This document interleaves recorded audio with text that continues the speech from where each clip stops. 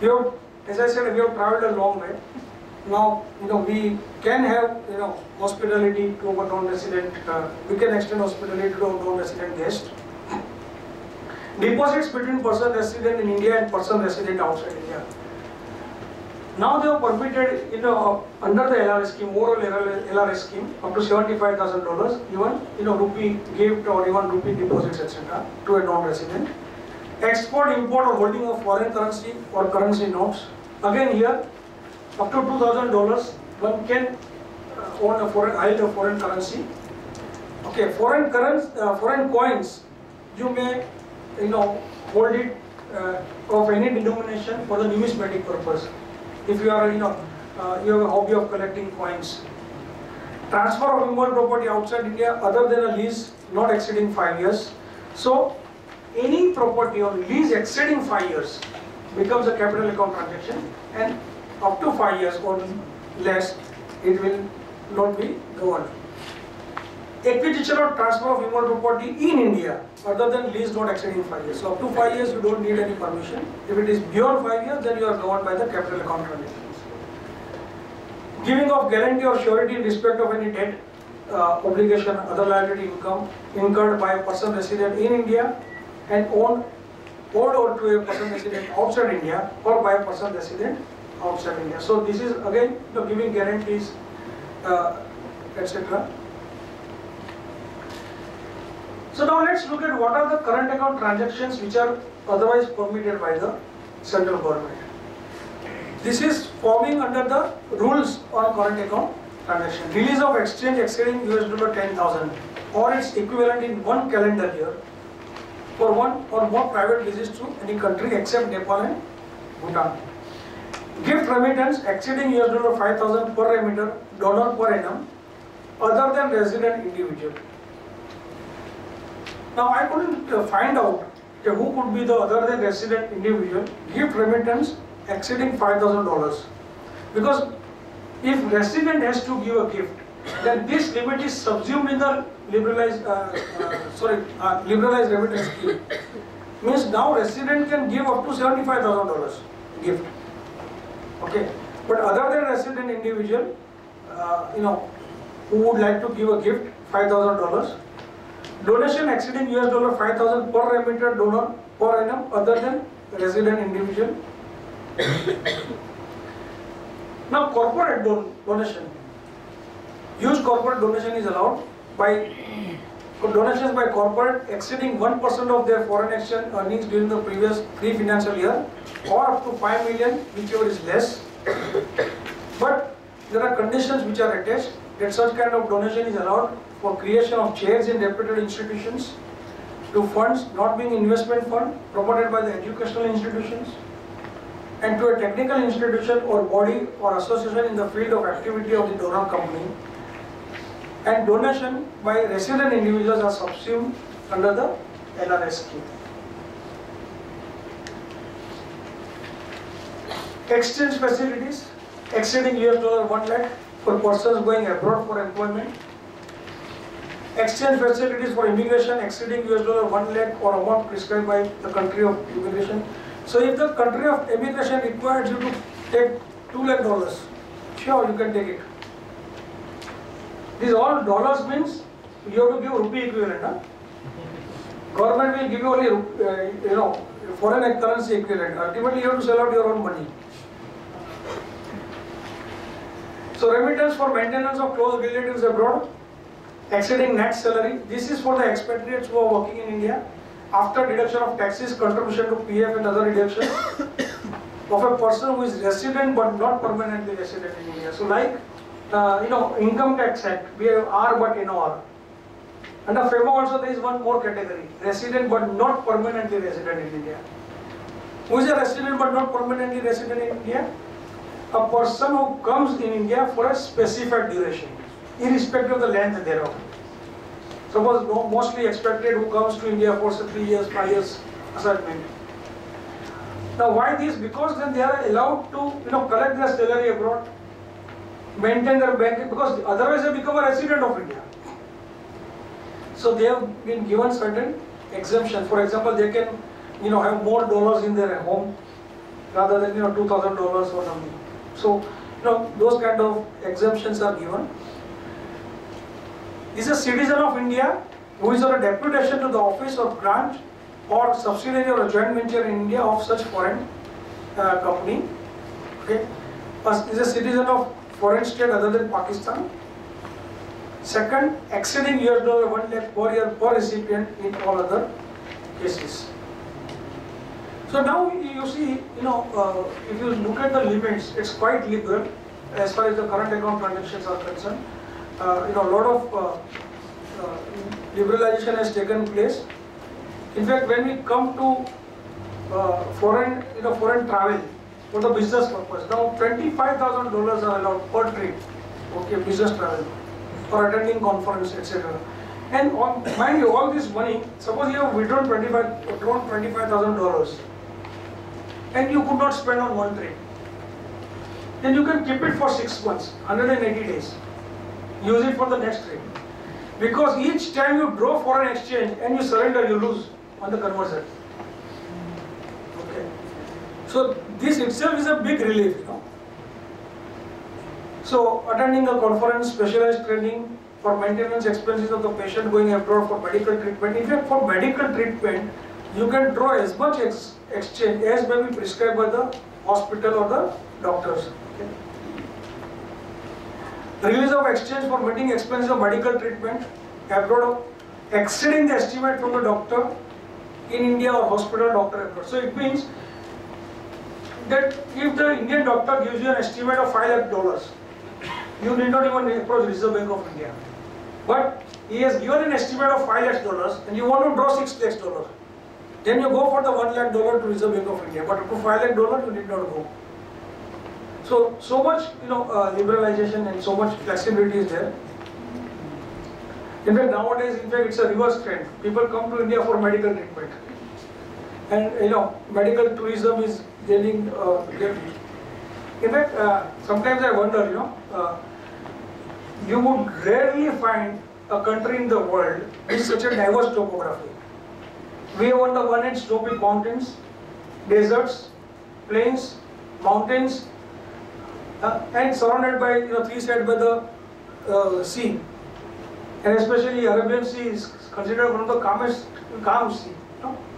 In spite of that, we are nowhere near even the smallest country in tourism. And we have one of the finest archaeological sites in India. In fact, if only we concentrate only on tourism, we need not bother about our exports and our anything. All our current account deficits can be wiped out if we concentrate only on tourism. Such a diverse population living under one flag. Show me one country in the world, in fact. In fact, India is a continent. And therefore, Westerners are always surprised. How come we, such a diverse population can live together? We are not a homogeneous group. We are a diverse group. Well, release of exchange for studies abroad, exceeding the estimate for the institution abroad for 1 lakh for academic year, whichever is higher. Okay. So if the estimate is $2 lakh, okay, you take it, no problem. Commission per transaction to agents abroad for sale of residential flats or commercial plots in India exceeding $25,000 or 5% of the inward remittance, whichever is more. Okay. So Indian builders can have a road shows abroad and get sell their properties. In fact, there are builders from other countries who come to India and sell the property.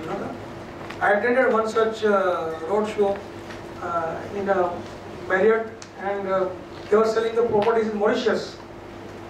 They say you reach faster to Mauritius than any other party. They were marketing. You can own a bungalow in the price which you will get hardly 3 BHK flat in Mumbai. It's a 5 hours flight. Vijay bhai, would you like to? After Modi is elected. Okay. Remittance exceeding 5% of the investment brought into India for $1 lakh, whichever is higher, by an entity in India by way of reimbursement of pre-incorporation expenses. Now this is one very good thing, because reimbursement of expenses was always an issue. when the foreign company wants to set up a company in India and we want to repatriate the funds, which has been spent on the incorporation, so which you can now do it very easily. Currency includes all currency notes, postal orders, money orders, checks, draft, travelers checks, letters of credit, bills of exchange, promissory notes, credit cards, or such other similar instrument as may be notified by the Reserve Bank. So even plastic money is, considered here, credit card, debit card, etc. Everything, your storage bill, store value card, gift card. Okay. I don't know about bitcoins, but I don't know. Bitcoins itself is gone now. Okay. So, in fact, China had banned it, and Reserve Bank was seriously thinking of banning it.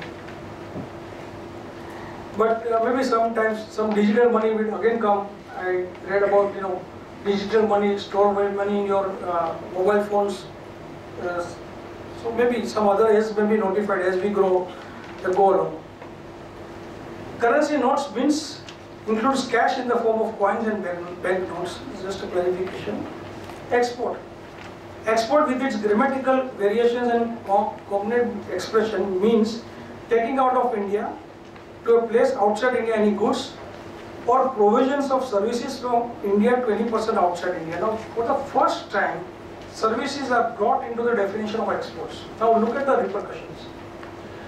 So, all regulations which are applicable to the exports, including you have to bring back your foreign exchange within 1 year's time, are applicable even to the service exports. But physical exports are monitored by the authorized dealer because you file a GR form, and other documents. But we don't file any documents except, of course, SIPs if you are there. You file a form, etc. for the software exports. But suppose if I render a service to my client abroad and I raise a bill and I don't get my payment, what happens? And now, because I have raised a bill and I have to pay service tax, so at least it is registered somewhere that I had raised a bill on some foreign party, I have paid service tax on it.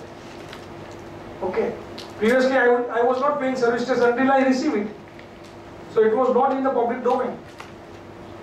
But now, so this may create a problem, provision of services, but onus is on, of course, me to receive my funds within a period of 1 year.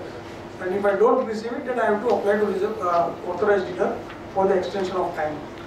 Foreign currency means any currency other than Indian currency. Foreign exchange, what it means? Foreign exchange means foreign currency. It includes deposits, credits, and balances payable in foreign currency. So, even when you pass an entry in your books of accounts, if it is payable in a foreign currency, it becomes a foreign exchange. Okay. Drafts, travelers checks, letters of credit, bills of exchange expressed or drawn in Indian currency but payable in foreign currency. Similarly, draft, travelers checks, letters of credit or bills of exchange drawn by banks, institutions, person outside India but payable in Indian currency. So many times I have seen that NRIs remit funds in Indian rupees. Okay, because what happens? Suppose if suppose your client is receiving FDI, now you have to issue say 1 lakh shares. Okay, say amount is 50 lakhs of rupees. Now whatever he remits, suppose in US dollar, there will be some conversion, exponential loss variation. You may receive 50 lakhs, 100, or say 49 lakhs. What happens to that? So many people prefer to remit exactly in that amount, 50 lakhs. So, whatever gain or loss is on their account. So in that situation, that it also will be considered as a foreign exchange, and banks are giving FIRC for that also. Okay, provided the bank should have received in the foreign exchange. Okay. Foreign security means any security in the form of shares, stocks, bonds, debentures, or any other instrument denominated or expressed in foreign currency, and includes securities expressed in foreign currency, but where redemption or any form of return such as interest or dividend is payable in Indian currency. Person. This is the most crucial definition of them. Person, of course, in the residential status too. Person includes individual, HUF, company, firm, AOP, BOI, every artificial juridical person, any agency. Now, any agency, office or branch owned or controlled by such person is also covered in the definition of person. It does not contain local body, etc. Unlike in Income Tax Act, we have a local body. Here it does not contain local body. Person includes the citizen? Person includes individual. Now individual may be citizen, may be non-citizen, both. Okay. Because the definition of person is by the person, individual. Okay. So it doesn't bifurcate between citizens. Yes. LLP gets covered in fifth, right?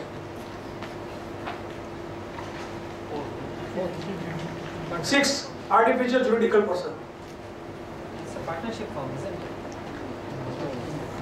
It's a body incorporated. Yes? Why includes and not means? Why person includes and why not person means? Because the definition is very clear, it gives 6-7 headers. Yes. And why includes? Now that maybe, they might want to expand the definition further in future. That one of the reason. Secondly, the way in fact entire FEMA, if you look at it, it's not very, even the notification or circulars issued are by the bureaucrats, Reserve Bank of India. So they are not, going into that technicalities. But this could be because they would like to expand it further.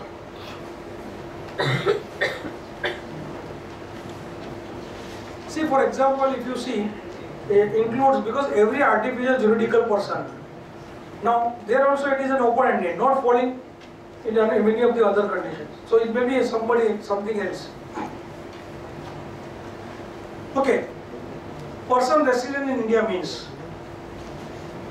a person residing in India for more than 182 days during the course of the preceding financial year, but does not include person who has gone out of India or who stays outside India, in either case, for or on taking up employment outside India, for carrying on outside India business or vocation outside India, or for any other purpose in such circumstances as would indicate his intention to stay outside India for an uncertain period.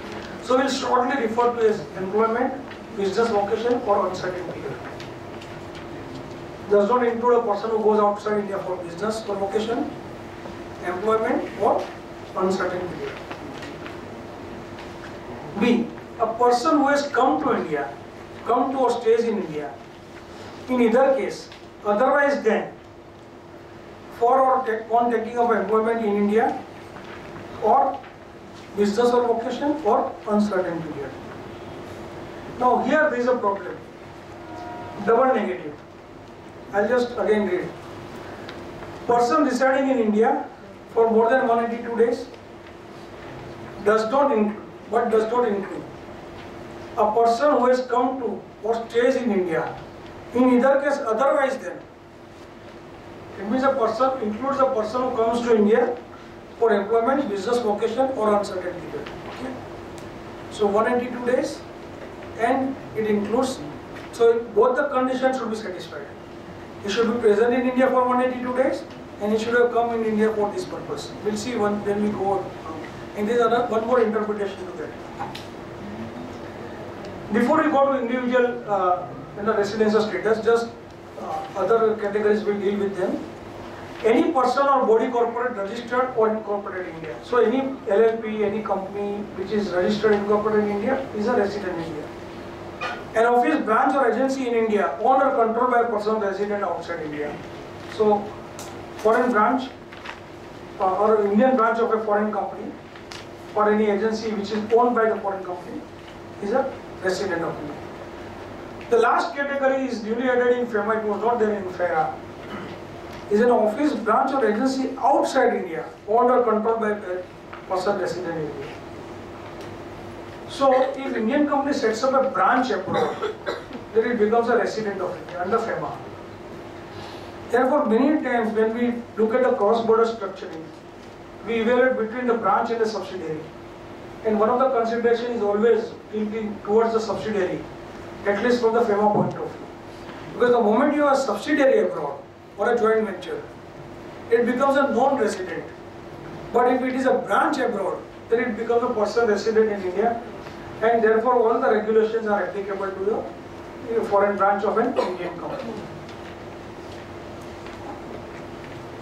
Now let's look at the definition of person resident in India for individual. Sir, Individual in first. your previous slide, Yeah. let's say there is a 2 or 3 family members who has jointly incorporated a company outside India, whether it's become a person resident in India or is a person resident outside India. About the persons of the company, There are 3 individuals are there. 3 individuals who are resident. Individual, they are resident in India. Okay. They have formed a company. let's Company say, abroad. Okay. So is a 100% owned by the Indian residents. Indian resident. So his question is that if there are 3 resident individuals who comes together, now of course it is permitted under LRS scheme, $75,000 scheme. Suppose they set up a company in FZ LLC, right? Right. Okay. In some free trade zone in Dubai or UAE. Okay. Whether that company would be a resident or non-resident, is that your question? Yes, That company would be non-resident. Okay.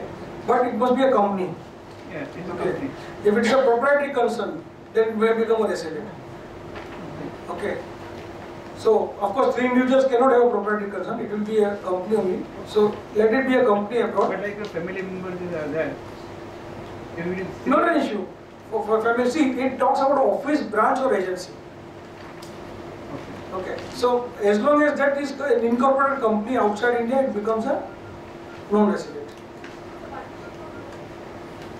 Yes, if it is registered outside India, yes, non-resident. Limited liability partnership, LLP, it's a non-resident. Sir, Yep. you mean that if Indian person setting up a branch abroad, there are 2 different entities put together? See, Indian company setting up branch abroad, that branch, as such it is an entity, but branch is considered as a person resident of India. But it is a registered branch. But because specifically, yeah, because even if it is registered, it is a, so for example, foreign branch of an, or an Indian branch of a foreign company, you have to register under section, under Companies Act, 94, but still it would be considered as a, non-resident. Under FEMA it is resident, under Income Tax Act non-resident. Under FEMA it will be still considered as a resident. Okay. It will be considered as resident. See, any branch outside India, there are certain general permissions are given. For example, opening bank account for day-to-day operations. But for example, if that branch wants to take a loan, it cannot. Now there have been cases in I have come across where people have opened a branch and that branch has given a loan to other company. Now that becomes a violation of FEMA. So they cannot enter into foreign exchange transactions. Capital account transactions which are otherwise prohibited, for example, any other Indian entity. Except specifically permissible. For example, they can open bank account, furnish office, do a lot of regular transactions. Sir, Okay. sir, say for example that Can we restrict, because I have a little long presentation. I will take up. last. So say for example there is a company, wholly owned subsidiary of an Indian company in Singapore, and that Singapore company has a branch in UAE. Then by point number 5, No, it will not. because it is controlled by a person resident in India. No, that way control means direct control. It doesn't say direct or indirect control. That way you can't do business otherwise. Okay. You interpose a company. Okay. Let's go to the definition of person resident in. See, this particular definition is very, very important because there are 2 views on the becoming resident. Individual. First, look at whether he is residing in India for more than 182 days. It's more than 182 days, huh? Mind you. When you compare with income tax, it is 182 days or more. Here it is 183 days or more. Okay. So more than 182 days. If yes, he is already residing in India, then check up whether he is going or living in India for the purpose of employment, business, vocation or uncertain period. If yes, then he becomes a non-resident. If he has not been in India for more than 182 days, generally he would be a non-resident. Okay. So far so good. Person resident outside India. means person who is not a resident in India. Let me tell you friends, the FEMA Act does not define the term NRI, non-resident Indian. It talks only about person resident in India, person resident outside India. NRI का definition है, but it is in different notifications. Now this is a tricky double negative. You remember now? Person who is resident in India for more than 182 days in the previous financial year. Okay. Then again you check whether he comes here for the employment, business vocation or uncertain period. If yes, then only he becomes resident. If a person is not in India for more than 182 days, he becomes a non-resident, or he is in India for more than 182 days, but he has not come in India. See, I again take you through that definition. A person who has come to or stays in India, in either case, for employment, business vocation or uncertain period. So if he has not come in India for these purposes, then he becomes a non-resident. Now here there is a different view that once he comes to India for the purpose of employment, business or vocation, becomes resident with immediate effect. Even I was holding that view. But after reading and re-reading and as I said, ghazal. So I found that this also, you have to travel to subsection 1, physical state plus this purpose. The reason being, there were a lot of cases in Goa about foreigners buying properties. Now for example, if I take a view that okay, if I come here for the purpose of employment, I become a resident from day one, then it's very easy for me getting an employment. Okay.